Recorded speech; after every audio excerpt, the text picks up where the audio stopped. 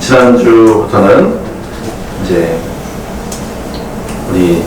저희가 이제 성령 충만한 그리스도의 삶, 어떻게 하면 우리가 성령 충만한 그리스도의 삶을 살 것인가에 대해서 쭉 이제 순차적으로 단기적으로 하나씩 살펴볼 것인데, 지난주는 이제 우리가 하나님의 말씀에 대해서, 그죠?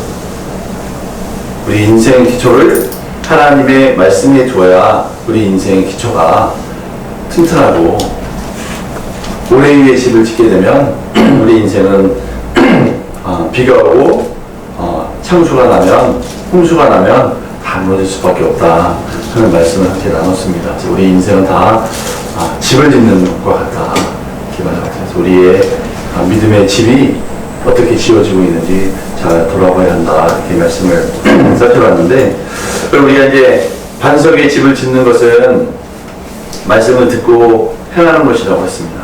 말씀을 듣고 행하는 것이 반석 위에 집을 짓는 것이라고 했는데, 그러면 이제 그 말씀을 듣고 행한다고 해서 정말 그러면 우리의 집이 든든하게 지어질 수 있는가에 대해서 이제 살펴봐야 돼요. 그리고 그러면 과연 말씀은 그럴 만한 무슨 권위가 있고 근거가 있는가, 여기에 대해서 생각해보죠. 그럼 하나님의 말씀이 어떤 근거가 있고 어떤 권위가 있기에 우리 인생을 그렇게 든든하게 세워주는가.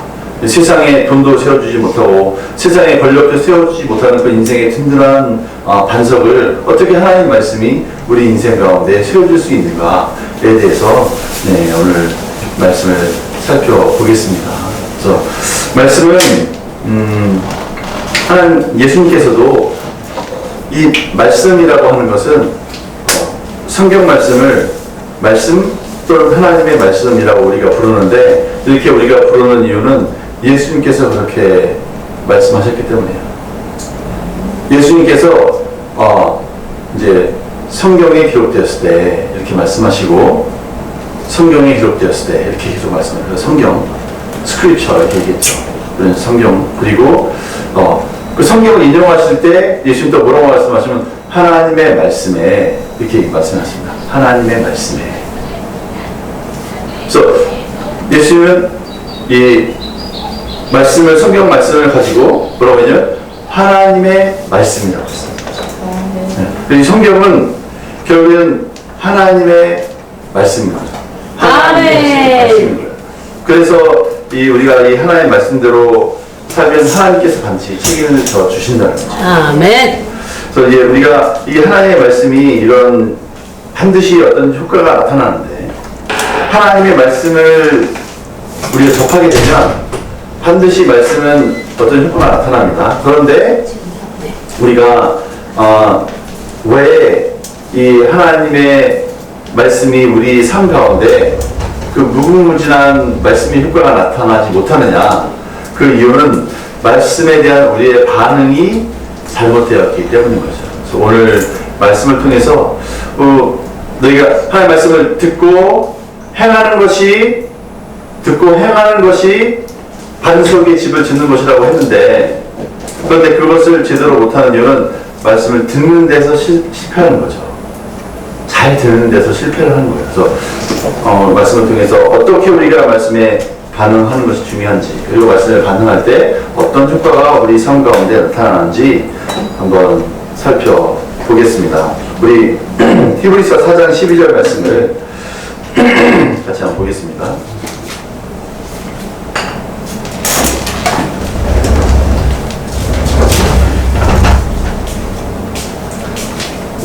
히브리서 4장 12절 다 함께 읽겠습니다. 시작. 하나님의 말씀은 살아있고 능력이 있어 좌우에 날선 어떤 검보다도 예리하여 혼과 영과 및 관절과 골수를 찔러 쪼개기까지 하며 또 마음의 생각과 뜻을 판단하니. 아멘. 네, 분명히 오늘 말씀에서 하나님의 말씀은 살아있다고 했습니다. 아멘. 그리고 활력이 있다고 했습니다. 아멘. 그래서 이 활력이 있다, 이 말에서 우리 영어에 에너지라는 말이 나온 거예요. 에너지. 그리고 어떤 검보다도 예리해서 혼과 영과 관절과 골수를 찔러 쪼개기까지 한다고 했습니다. 또 말씀은 이런 놀라운 힘이 있고 또 영적인 분별력을 우리에게 주는 거예요. 이런 효과가 분명히 있습니다. 그리고 우리 데살로니가전서 2장 13절에도 뭐라고 했냐면 이러므로 우리가 하나님께 끊임없이 감사함은 너희가 우리에게 들은 바 하나님의 말씀을 받을 때에 사람의 말로 받지 아니하고 하나님의 말씀으로 받음이니 진실로 그러하도다. 이 말씀이 또한 믿는 자 가운데에서 역사하느니라. 아멘. 네. 그래서 하나님의 말씀은 언제 역사한다고요? 믿을 때. 믿을 때. 말씀이 또한 네. 믿는 자가. 믿을 때 역사합니다. 그러니까 이게 하나님의 말씀을 받는 자세에 대해서 말하고 있는 거예요. 그리고 요한복음 6장 63절에서 뭐라고 했냐면 살리는 것은 영이니 육은 무익하니라. 내가 너에게 이른 말이 영이요 생명이니라. 이렇게 아멘. 말씀하고 있습니다. 근데 뭐라고 했냐면 또 64절에서 그러나 너희 중에 믿지 아니하는 자들이 있느니라. 이렇게 또 말씀하셨어요. 또 야고보서 1장 21절에서도 그러므로 모든 더러운 것과 넘치는 악을 내버리고 너희 영혼을 능히 구원할 바 마음에 심겨진 말씀을 온유함으로 받으라 그랬습니다. 여기서 이제 한번 찾아볼 거예요. 야고보서 1장 21절.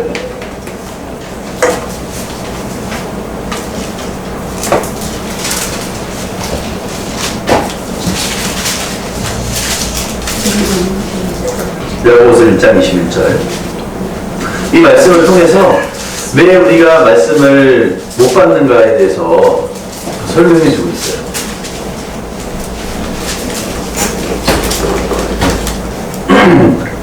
시작. 그러므로 모든 더러운 것과 넘치는 악을 내버리고 너희 영혼을 능히 구원할 바 마음에 심어진 말씀을 온유함으로 받으라. 아멘. 이 말씀은 반드시 우리 영혼을 능히 구원한다고 했습니다. 구원하고는 남죠.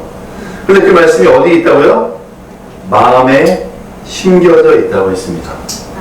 그래서 말씀이 능히 우리를 구원하고도 남는 능력이 있으시고 또 그 말씀은 우리 마음에 이미 심겨졌는데 그럼에도 불구하고 우리가 그 말씀을 받지 못하게 하는 요소가 두 가지가 나와요. 하나는 뭐예요? 첫 번째로 모든 더러움. 두 번째는 넘치는 악. 이 더러움과 악이 내 안에서 하나님의 말씀을 받지 못하도록 방해하기 때문에 이것을 내가 버리는 것은 누가 해야 되는 겁니까? 우리 신은혜 자매님이 해야 되는 거죠. 그죠? 내 안에 있는 더러운 것 그리고 넘치는 악은 내가 선택하는 거예요. 아멘. 그래서 이 더러운 것이다. 이거 어떤 의미냐면 이 더러움이라는 것은 반탕하고 그 다음에 타락하고 변태적인 쾌락을 추구하는 태도입니다. 그래서 하나님이 주신 기쁨이 아닌 세상과 세상을 점령한 마귀가 주는 기쁨을 추구하는 태도가 더러운 것이에요.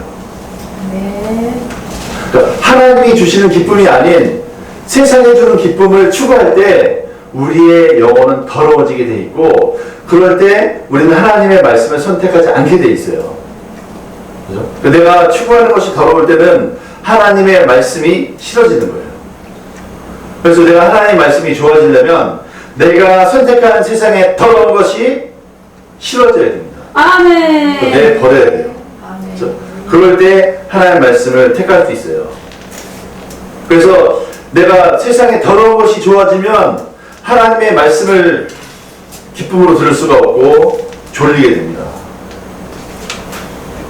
집중이 안 돼요. 하나님의 말씀에.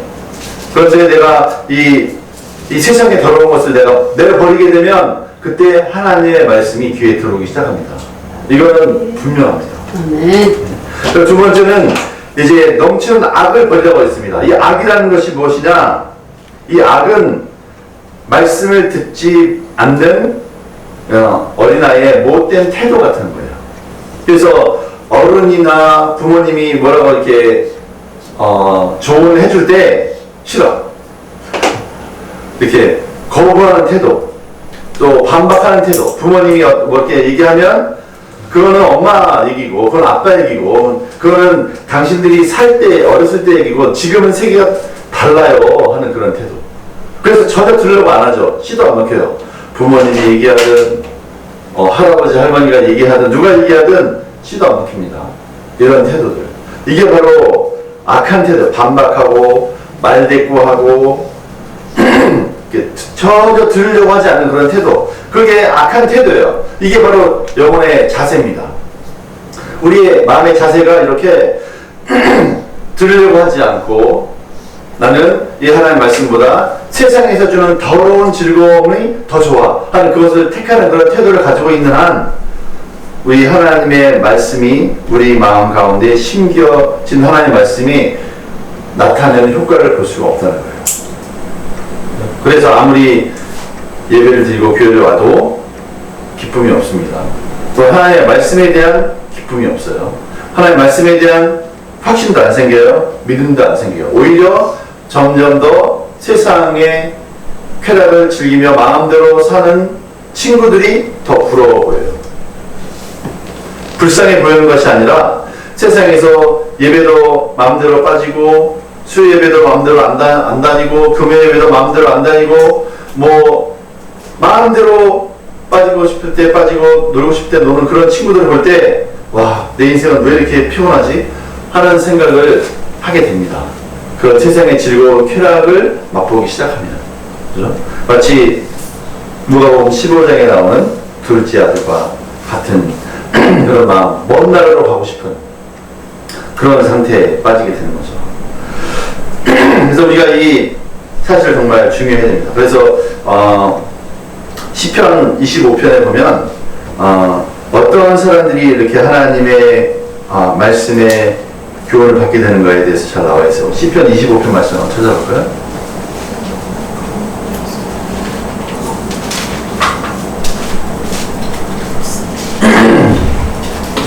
시편 25편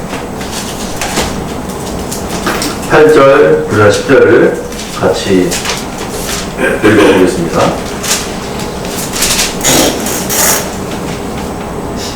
시작. 여호와는 선하시고 정직하시니 그러므로 그의 도로 죄인들을 교훈하시리로다. 온유한 자를 종으로 지도하시며 온유한 자에게 그의 도를 가르치시리로다. 여호와의 모든 일은 그의 언약과 증거를 지키는 자에게 인자와 진리로다. 아멘. 그리고 12절부터 14절도 읽겠습니다. 시작. 여호와를 경외하는 자 누구냐? 그가 택하기를 그에게 가르치시리로다. 그의 영혼은 평안히 살고 그의 자손은 땅을 상속하리로다. 여호와의 친밀하심이 그를 경외하는 자에게 있으며 그의 언약을 그에게 보이시리로다. 아멘. 네, 구약에는 하나님의 말씀을 뭐라고 했냐면 버리트 언약이라고 불렀어요. 구약에는. 근데 예수님이 아까 말씀드렸잖아요. 예수님이 오셔서 이것을 성경에 기록되었을 때 이렇게 말씀하고 이걸 성경이라고 예수님이 부르셨고 하나님의 말씀에 이렇게 하셨기 때문에 우리는 성경이라고 부르고 하나님의 말씀이라고 부르는 거죠. 구약 성도들은 유대인들은 이제 이것을 여기 방금 읽은 것처럼 언약이라고 불렀습니다. 근데 우리는 성경은 언약이라고 부르지 않죠. 근데 사실은 언약이 약속이잖아요. 그렇죠? 하나님과 그 백성과의 약속입니다. 그런데 하나님께서도 비록 하나님의 백성이라 할지라도 그 언약을 그 백성 중에서 모든 사람에게 그 하나님의 언약을 가르치시고 보이시는 게 아니었어요. 비록 이스라엘 백성과 하나님과의 약속이 언약이었지만 그 언약의 뜻을 분명히 가르쳐 보이신 사람들은 아무나 가르쳐 주시는 것이 아니라 다윗과 같은 사람. 그래서 오늘 시편 25편에서 말씀해 볼 때 두 가지가 나오는 거예요. 어떤 종류의 사람들에게 하나님의 약속의 말씀을 가르치고 교훈하시니. 8절 말씀에도 보면 여호와는 선하시고 정직하시니 그러므로 그의 도로 죄인들을 교훈하시리로다. 하나님이 직접 교훈하시는 거예요. 그리고 9절에도 보면 하나님께서 온유한 자를 정의로 지도하시며 온유한 자에게 그의 도를 가르치시리로다. 하나님께서 하나님의 도를 가르쳐 주신다고 했습니다. 누구에게? 온유한 자에게. 온유한 자에게. 아까 나온 그 악한 자, 하나님의 말씀을 대적하고 말대꾸하고 거절하는 그런 삶과 정반대되는 삶이 어떤 삶이라고요? 온유한 자의 삶이라고. 아멘. 네. 하나님은 아무에게나 하나님의 말씀을 가르쳐 주시는 게 아니에요. 마음이 부드럽고 온유한 자에게 하나님의 말씀을 가르쳐 주십니다. 아멘. 아멘. 그리고 또 하나는 12절에 나온 것처럼 여호와를 경외하는 자가 누구냐? 그의 택할 길을 그에게 가르치시리로다. 하나님 어떤 자에게 그의 하나님의 선하신 길, 축복의 길을 가르쳐 주시느냐? 하나님을 경외하는 자에게. 아멘. 그래서 결국에는 우리가 야고보서 1장에 있는 것처럼 모든 더러운 것과 넘치는 악을 내어버리고 대신 온유한 마음을 우리가 선택하고 하나님을 경외하는 마음을 선택할 때 하나님의 말씀을 깨닫도록 하나님께서 가르쳐 주시고 또 보여주신다고 하셨습니다. 아멘. 그때 우리의 인생에 하나님의 말씀이 효과가 있게 됩니다. 아멘. 하나님의 말씀은 있지만 우리가 어떻게 반응하느냐에 따라서 효과가 있을 수도 있고 없을 수도 있고 효과가 미미할 수도 있고 효과가 지대할 수도 있는 거죠. 그 모든 결정은 누가 합니까? 바로 우리가 하는 거죠. 아멘. 그래서 이제 우리 고린도 전서 1장 18절 말씀에도 이렇게 말씀하고 있죠. 십자가의 도가 멸망하는 자들에게는 미련한 것이요 구원을 받은 우리에게는 하나님의 능력이라. 아멘. 고린도전서 1장 18절 한번 같이 보겠습니다.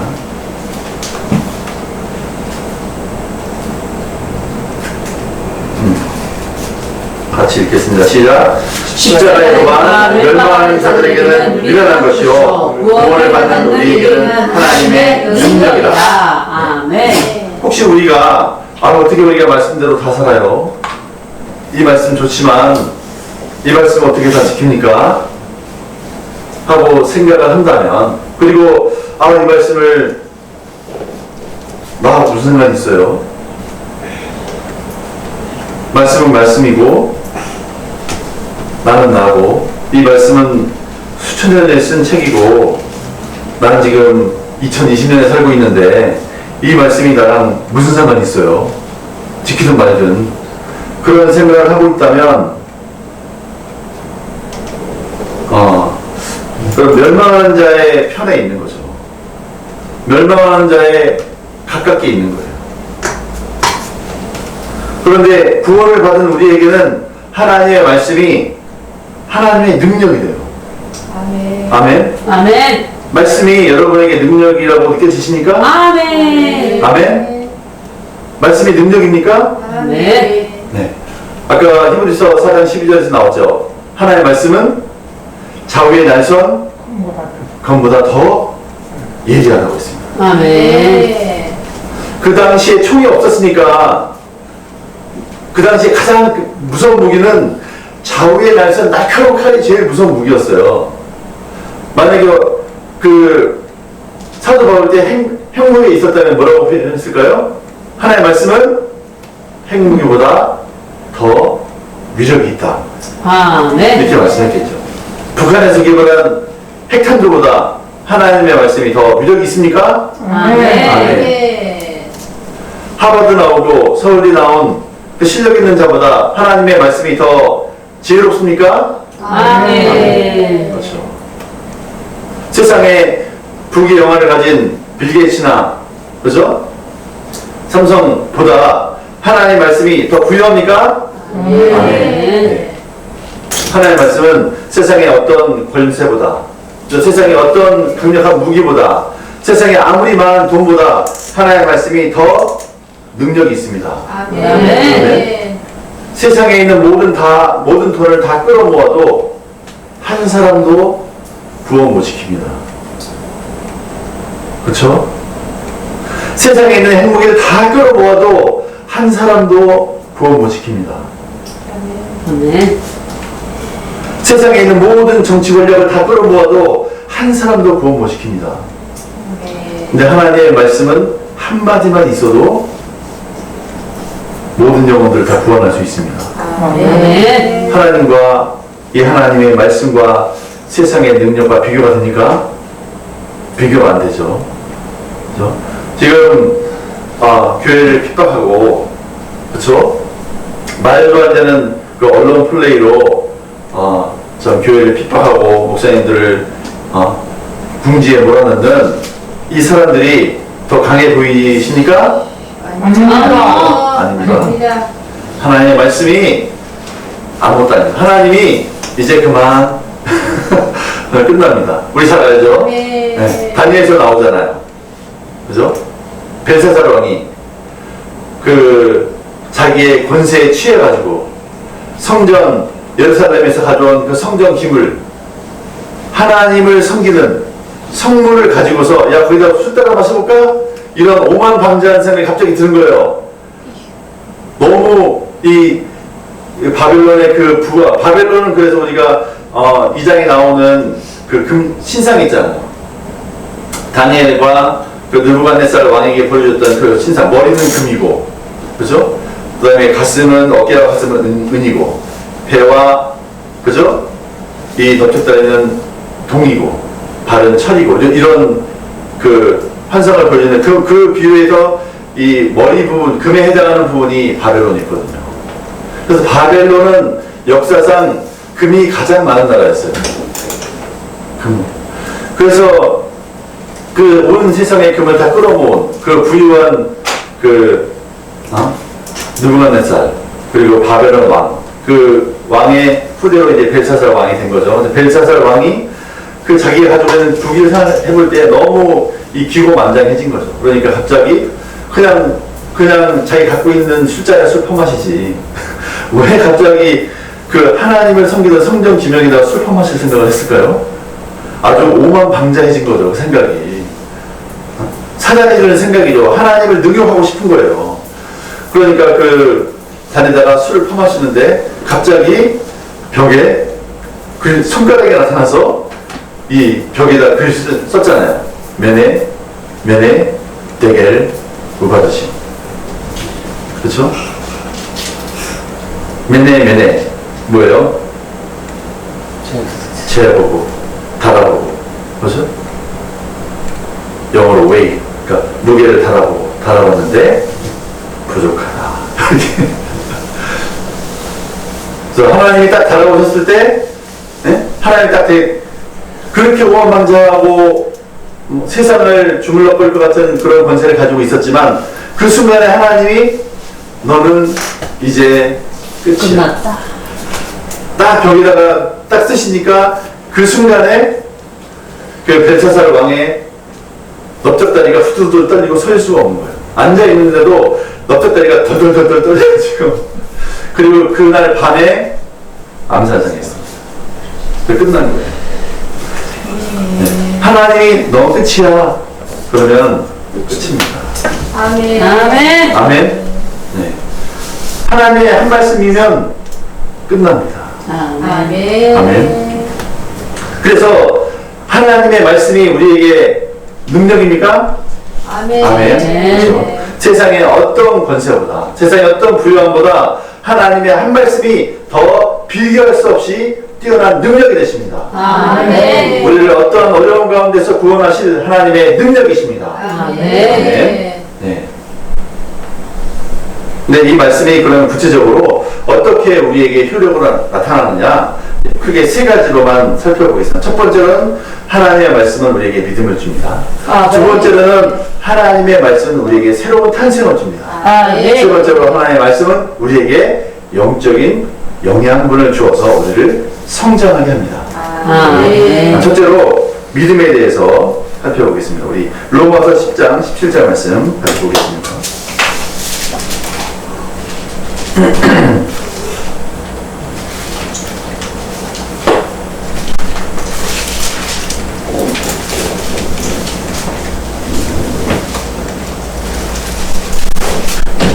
네, 시작. 그러므로 믿음은 들음에 순하며 들음은 그리스도의 말씀으로 말미암아 되니라. 아멘. 아멘. 그래서 믿음이 어디서 생기냐면 하나님의 말씀을 들을 때 생긴다고 그랬어요. 그래서 결국은 하나님의 말씀에 우리가 어떻게 반응하냐에 따라서 제대로 우리가 반응하게 되면 첫 번째로 하나님의 말씀이 우리에게 주는 것은 바로 믿음이에요. 아멘. 믿음을 주십니다. 그런데 그 믿음이 우리에게 생기는 프로세스가 나와요. 여기에 첫 번째는 하나님의 말씀이에요. 그리스도의 말씀이에요. 그리스도의 말씀이 있고 그리스도의 말씀을 우리가 두 번째로 들어야 돼요. 왜 그리스도의 말씀을 들을 때 세 번째로 뭐가 생긴다고요? 믿음이 생깁니다. 아멘. 그 첫 번째가 뭐예요? 그리스도의 말씀. 우리가 뭘 자꾸 듣나요? 말씀을 듣죠? 아멘. 아멘. 우리 하나님의 말씀을 듣습니다. 아멘. 우리 하나님의 말씀을 듣는 자들입니다. 아멘. 세상의 헛소리를 듣지 않습니다. 아멘. 아멘. 세상의 소리는 헛소리입니다. 아멘. 세상의 소리는 개소리입니다. 아멘. 그렇습니다. 네. 가치가 없습니다. 네. TV에서 나오는 수많은 소리는 개소리입니다. 개소리입니다. 맞습니다. 네. 왜 어디서 나온 거기 때문에? 마귀에게서 나온 거기 때문에 아멘. 뱀의 소리고 개소리입니다. 아멘. 헛소리입니다. 아멘. 우리는 그리스도의 말씀을 듣습니다. 아멘. 네. 우리가 개소리 듣고 뭐 반응하나요? 네. 무시하죠. 근데 중요한 것은 우리가 무엇을 듣느냐가 중요한 거죠. 그래서 첫 번째로는 그리스도의 말씀을 들어야 됩니다. 그리스도의 말씀을 듣는데 중요한 것은 듣는 자세예요. 그래서 듣는다는 것이 그냥 흘려듣는 거, 마이동통, 의도병을 말하는 게 아니죠. 여기 듣는다는 것은 주위에서 이해하고자 하는 간절한 소원을 가지고 이게 스펀지가 물을 빨아들이듯이 듣는 거예요. 아멘. 이런 자세로 말씀을 들을 때 이제 믿음이 생기는 거죠. 아멘. 그런데 우리가 왜 이렇게 말씀을 듣는데 믿음이 안 생기느냐, 아니면 잘 안 생기느냐, 결국에는 듣는 자세가 부족했거나 듣는 시간이 부족한 거예요. 왜냐면 이런 듣는 과정에는 우리의 생각이, 말씀이 우리 심령에 새겨져 있지만 이 말씀이 우리 생각으로 들어와야 되잖아요. 넘어와야 되잖아요. 그래서 내 생각에서 정리가 돼야 돼요. 그래야 이게 납득이 되는 거예요. 그래서 사실은 내가 하나님의 말씀에 내가 설득되고 납득되지 않으면 말씀을 안 믿어요. 아무도. 그렇지 않겠어요? 우리는 자유의지를 가진 존재입니다. 한 사람 한 사람이 다. 비록 초등학생이라 할지라도 내가 말씀이 맞네 하고 납득돼야 받아들이는 거지. 초등학생도 유치원생도 내가 말씀이 납득되지 않으면 안 믿어요. 그렇죠? 더구나 머리가 큰 어른들은 어떻겠습니까? 내가 그렇구나. 내가 그동안 이렇게 생각해왔는데 내 생각이 잘못됐고 하나님의 말씀이 맞구나 하고 설득이 돼야 하나님의 말씀을 이렇게 받아들이게 됩니다. 그리고 그때 이제 이 말씀이 우리에게 하나님께 대한 믿음을 가져다 주는 거죠. 아멘. 그래서 우리가 내 믿음이 생기지 않는다는 것은 내가 말씀을 충분히 듣지 않았다는 얘기예요. 내가 예를 들어서 교회를 10년, 20년 오래 다녔는데 나 믿음이 없어요. 이거는 내가 하나님의 말씀을 충분히 이해하고자 하는 자세를 가지고 충분한 시간을 가지고 묵상하고 이해하려고 노력하고 하는 과정이 없었다는 겁니다. 이것이 듣는 자세예요. 그래서 이 듣는 자세에 대해서 우리가 새롭게 해야 될 필요가 있는 거죠. 그러면 과연 어떤 것이 성경적인 믿음이냐? 우리가 어떤 것이 성경적인 믿음이냐면 믿음이라는 것은 결국은 하나님의 말씀을 들을 때 믿음이 오는 것이기 때문에 믿음이라는 것은 하나님의 말씀과 직접적인 연관이 있는 거예요. 그렇죠? 그리고 이 믿음이라는 것은 결국은 뭐냐면 믿음의 말씀하신 대로 반드시 이루어질 것입니다 하는 것이 아멘. 아멘. 우리나라 가운데 일어난 모든 일이 우리 겉으로 볼 때는 끝난 것 같지만 결국에는 하나님의 약속의 말씀대로 이루어질 것입니다. 아멘. 이것이 믿음입니다. 그리고 내 인생을 바라볼 때도 내 인생은 쫄딱 망한 것 같고 아무것도 아닌 것 같지만 그래도 하나님의 말씀대로 내 인생에서 이루어질 것입니다. 네. 우리가 마리아, 그렇죠? 예수 어머니 마리아가 아직 사내를 알지도 못했어요. 근데 천사가 와서 내가 잉태하여 아들을 낳을 것이니, 그렇죠? 그 이름은 임마누엘이라, 예수하라. 이게 믿어집니까? 그런데 마리아는 뭐라고 했습니까? 주의 계집종이오니 말씀대로 내게 이루어지이다. 말씀대로 내가 그런 사내를 알지 못할지라도 하나님의 말씀이 내가 아들을 낳을 것이다 이렇게 말씀하시면 된다. 말씀대로 된다 하는 것을 마리아가 믿었잖아요. 아멘. 현상을 볼 때는 불가능하죠. 하지만 그럼에도 불구하고 말씀이 그렇다고 하면 그대로 됩니다. 아멘. 아멘. 그것이 믿음인 거죠. 그래서 우리가 하나님과 우리의 관계는 결국 이런 믿음이 매개체, 하나님의 말씀과 그에 반응한 우리의 믿음이 매개체가 되는 거죠. 아멘. 그래서 히브리서 11장 6절에서도 믿음이 없이는 하나님을 기쁘시게 하지 못하나니 하나님께 나간 자 반드시 그가 계신 것과 또한 그가 자기를 찾는 자들에게 상 주시는 이심을 믿어야 할지니라. 아멘. 그래서 이렇게 우리가 하나님의 말씀에 제대로 반응하게 되면 하나님의 말씀은 반드시 우리에게 믿음을 줍니다. 네? 믿음을 줍니다. 그래서 그 믿음은 정말 우리에게 구원을 주시는 하나님의 능력이 됩니다. 아멘. 두 번째로 하나님의 말씀은 우리에게 새로운 탄생을 허락하십니다. 우리 야고보서 1장 18절 말씀 한번 찾아보겠습니다.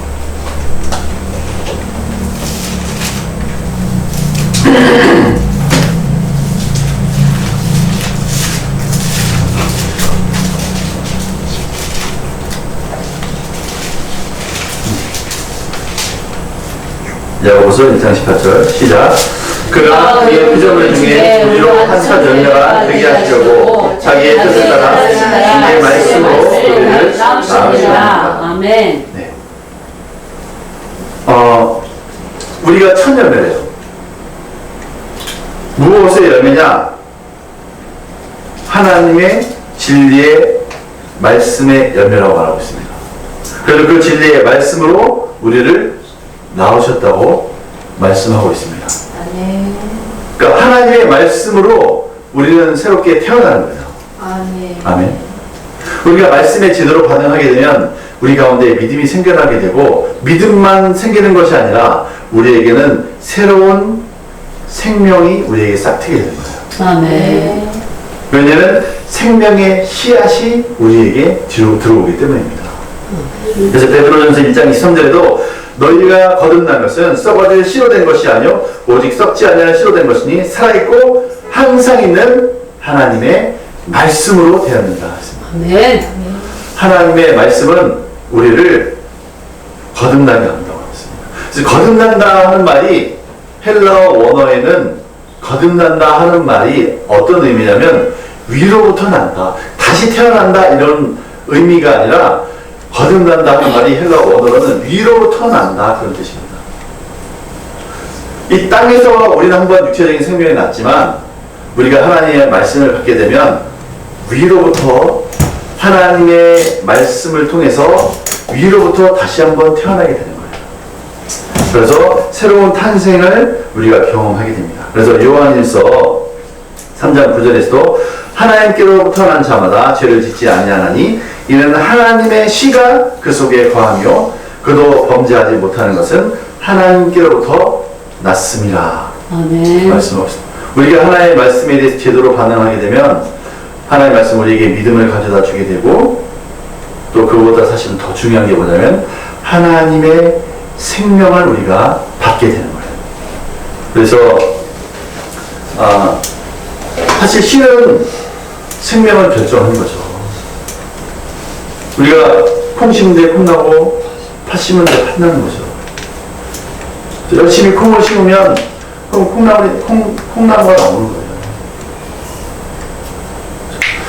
하나님의 말씀의 씨가 우리의 심령에 새겨졌다. 그럼 우리의 심령에 뭐가 나오겠습니까?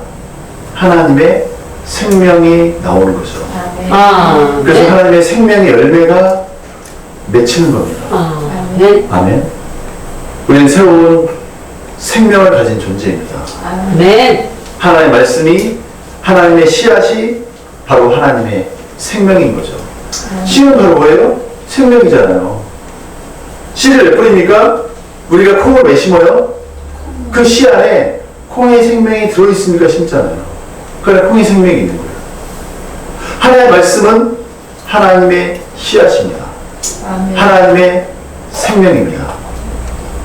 그러면 우리 하나님의 생명이 들어있는 하나님의 씨앗이, 그 하나님의 말씀이 우리 심령에 심겨지면 반드시 거기 있는 하나님의 생명의 열매가 맺힙니다. 아멘. 그래서 우리는 하나님의 생명의 열매를 맺는 새로운 피조물입니다. 아멘. 이 하나님의 말씀이 없는 사람들에게는 아무리 선행을 해도, 아무리 좋은 일을 하려고 해도 이 생명의 열매를 맺을 수가 없는 거예요. 왜냐하면 생명의 씨앗이 없기 때문에. 세 번째로 이제 하나님의 말씀은 우리에게 영적인 영향분을 줍니다. 베드로전서 2장 1절과 2절을 같이 읽어보겠습니다.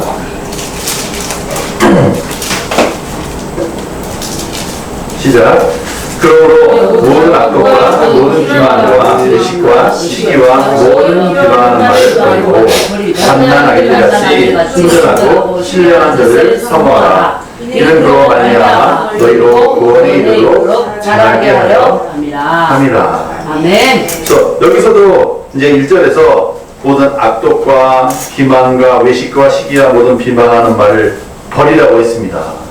이게 첫 번째인 거예요. 아까도 우리 봤잖아요. 그 야고보서 1장 21절에 모든 더러운 것과 넘치는 악을 내버리고, 모든 더러운 것과 넘치는 악을 내버리라고 했잖아요. 똑같이 모든 악독과 기만과 외식과 기만, 모든 비방하는 말을 버리고, 이것을 버렸을 때 우리 이제 갓난아이들과 같이 순전하고 신령한 자들을 사모하라. 이것은 바로 하나님의 말씀을 사모하라는 거죠. 아멘. 왜냐하면 그로 말미암아 너희로 구원에 이르도록 자라게 한다 했습니다. 아멘. 하나님의 말씀은 우리가 자라도록 하는 영양분을 주는 거예요. 네. 우리 마태복음 4장 4절에서 예수님께서 이제 사단의 시험을 받으실 때 우리 시드니 자매님 마태복음 4장 4절 말씀 한번 찾아 읽어주세요. 마태복음 4장 4절.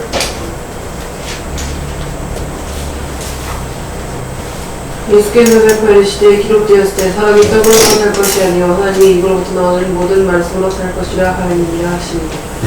아멘. 이 말씀을 통해서 우리가 알 수 있는 것은 사람이 떡으로만 사는 것이 아니라 하나님이 입에서 나오는 모든 말씀으로 산다. 이걸 통해 볼 때 예수님은 말씀은 먹는 거다 하는 걸 말씀하고 있어요. 아멘. 그죠? 사람은 떡, 빵 이런 거 먹는다고 하잖아요. 근데 예수님은 빵만 먹는 게 아니야. 떡만 먹는 게 아니야. 사람은 말씀을 먹는 존재야. 이걸 가르쳐 주신 거죠. 아멘. 근데 말씀을 먹는데 모든 말씀을 먹으라고 했습니다. 모든 말씀. 그러니까 이건 뭐예요? 골고루 잘 먹어라. 이런 말씀이죠. 하나님 말씀 먹을 때 영어만 먹지 말고 내가 좋아하는 하나님 이 말씀 좋아.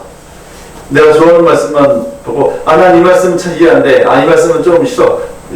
예를 들어서 이제 예전에 종교개혁 할 때 물론 이제 하나님이 루터를 크게 쓰셨습니다. 근데 이제 루터 입장에서 보면은 이 카톨릭 행위를 강조하는 카톨릭과 싸워야 하는 그런 입장이었기 때문에 이런 말을 했겠죠. 하지만 뭐라고 했냐면 야고보서 같은 것을 뭐라고 했냐면 지푸라기 서신이다 이렇게 얘기를 했어요. 왜냐면 행위를 얘기하기 때문에 야고보서 같은 거는 볼 필요도 없다. 로마서가 최고다 이렇게만 얘기했어요. 그런데 사실은 야고보서 우리에게 필요 없으니까 우리에게 모든 말씀이 다 필요합니다. 아멘. 그래서 골고루 다 먹었어. 어떤 사람들은 막 그래서 구약 창세기에 막 꽂혀가지고 창세기에 막 강의만 하는 그거만 보는 사람도 있고, 또 어떤 분들은 막 성막, 그다음에 뭐 모세오경 이거 막 보는 사람도 있고, 어떤 사람은 또 구약은 필요 없어, 이제 신약만 봐야 돼, 그래서 신약만 막 보는 사람도 있고. 그런데 지금 어떤 말씀을 뭐라고 했습니까? 모든 말씀을, 성경에 있는 모든 말씀이 다 필요합니다. 네, 모든 말씀이 골고루 우리가 하나님의 말씀을 먹어야 됩니다. 신약도 구약도 골고루 다 먹을 때 이 말씀이 다 우리에게 영양분이 되고 에너지가 됩니다. 아멘. 예수님은 이 말씀 한 획도 다 이루기 위해서 오셨다고 했어요. 그렇죠? 작은 글자 한 획이라도 예수님은 온전히 다 이루시기 위해 오신다고 하셨습니다. 아멘. 그러니까 우리가 무시할 말씀은 하나도 없는 거예요. 그래서 모든 말씀을 다 하나님의 말씀으로 경외하고 우리의 마음을 열어두고, 또 어린아이와 같은 이런 간절한 심정으로 말씀을 먹을 때, 어린아이가 부모의 젖을 먹듯이 간절한 이렇게 마음을 먹을 때, 하나님 말씀을 먹을 때 우리 말씀이 우리에게 영적인 영양분이 된다고 했습니다. 아멘. 그래서 마지막으로 이제 히브리서 5장 11절부터 14절 말씀을 같이 한번 읽어보겠습니다.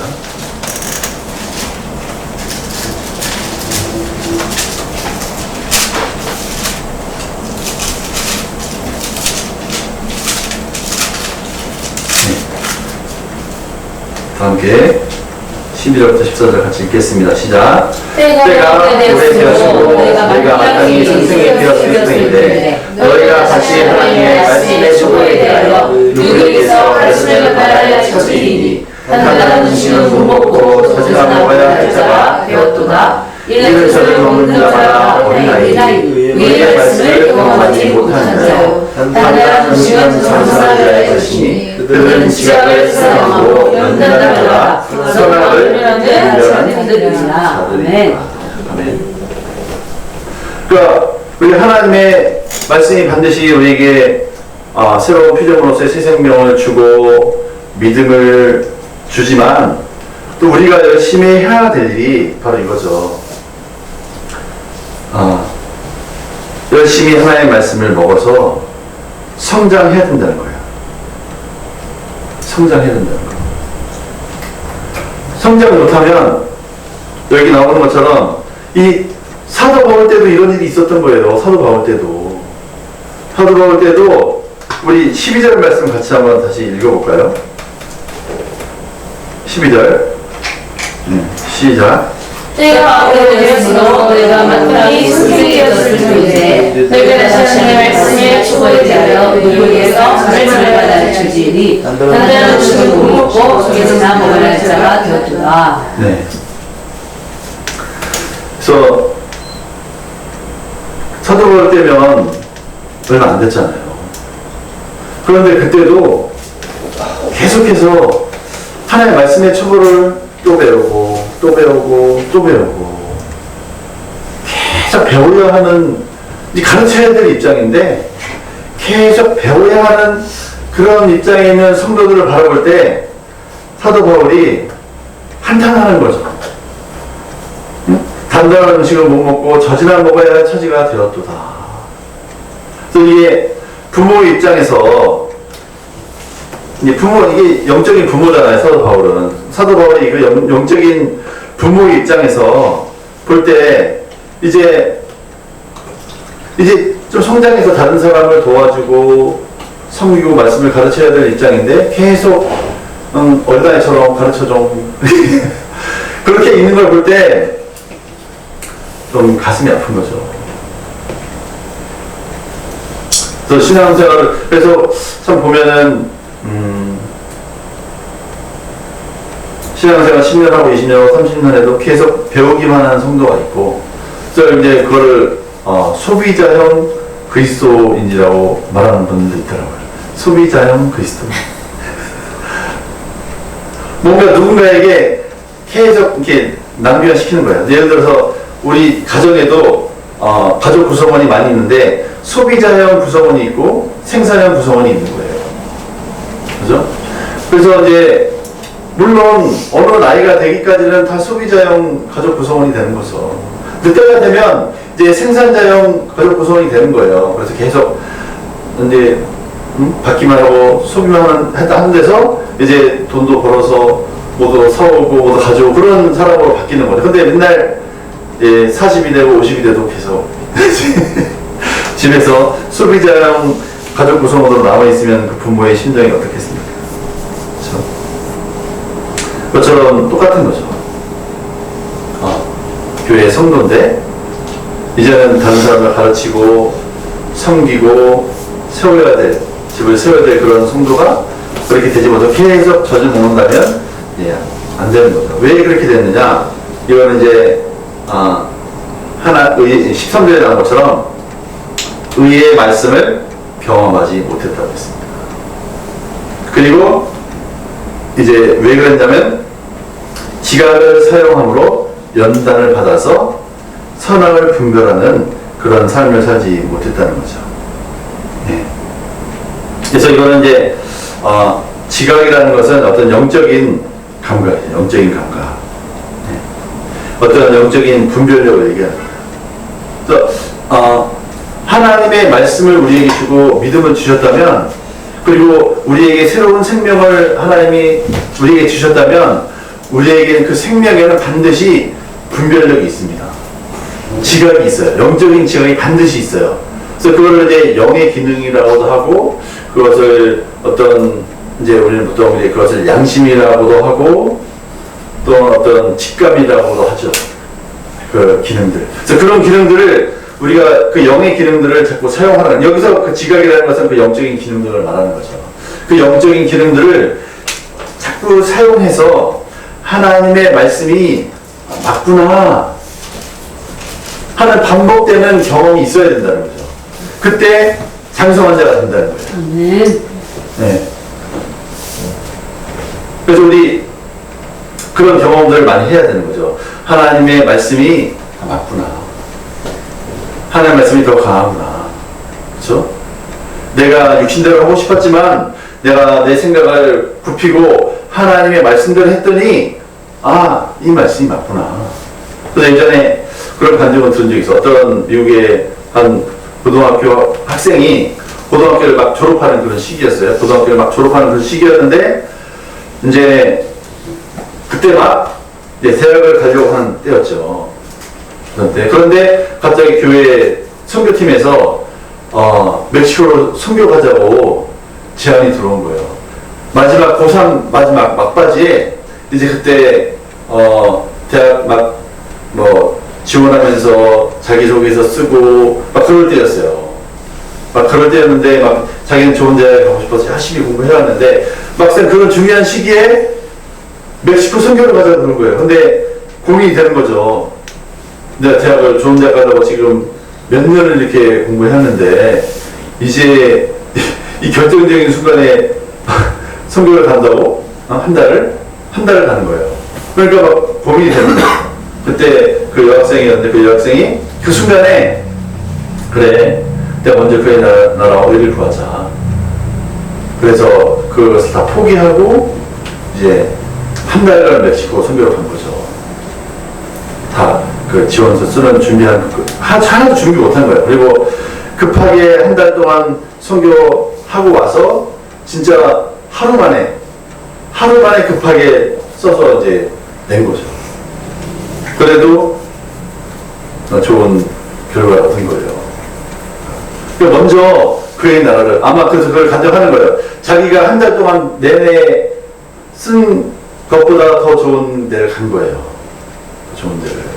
그러면서 하나님이 먼저 그의 나라를 구할 때 하나님이 반드시 살아서 역사하시고 상급을 주신다 하는 것을 이 학생은 19살에 깨달은 거죠. 그러니까 앞으로는 어떻게 했어요? 계속 그 인생에 그런 선택의 기로가 있을 때 무엇을 선택하겠습니까? 내가 당장 보기에는 내가 내 욕심대로 하는 게 내 인생에 플러스가 될 것 같지만 내가 하나님 말씀대로 할 때 하나님은 더 좋은 길을 내신다. 그리고 하나님과 나는 더 친밀한 관계로 들어간다. 그렇죠? 이 사실을 한번 경험한 사람은 계속 그렇게 선택을 하는 거고, 그걸 경험하지 못한 사람은 계속 내가 하고 싶은 대로 내 인생을 선택하고 가게 되는 거예요. 그러면 내가 비록 하나님의 말씀을 받았지만 그럼에도 불구하고 나는 항상 어린아이로 머물러 있는 겁니다.